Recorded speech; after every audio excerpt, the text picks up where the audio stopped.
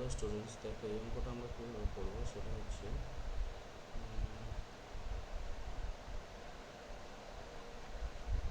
এখানে বলেছে 3 অঙ্কের কোনো সংখ্যা এভাবে উল্টিয়ে লিখলে যে সংখ্যা পাওয়া যায় তাদের অন্তর সর্বদা বৃহত্তম। আচ্ছা, 3 অঙ্কের সংখ্যা আমি ধরতে পারি 1000 এক্স প্লাস 100 ওয়াই প্লাস হচ্ছে, আচ্ছা 3 অঙ্কের সংখ্যা তাই তো।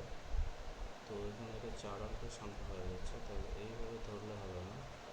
3 অঙ্কের সংখ্যা মানে হচ্ছে এখানে ধরতে হবে 100 এক্স প্লাস হচ্ছে 10 ওয়াই প্লাস হচ্ছে জেড।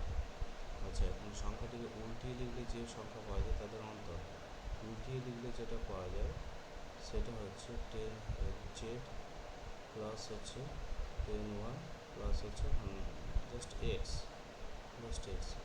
তো এদের মধ্যে যদি বিয়োগ করা হয় তাহলে হচ্ছে এক্স এক্সে বিয়োগ হয়ে হচ্ছে বিয়োগ হয়ে যেটা হবে 99x, এবং এই দুটোর মধ্যে বিয়োগ হবে হচ্ছে 99z, that equals to 99 into of x minus Z, তাহলে এরা সর্বদাই 99 দ্বারা বিভাজ্য হবে। ওকে, থ্যাংক ইউ।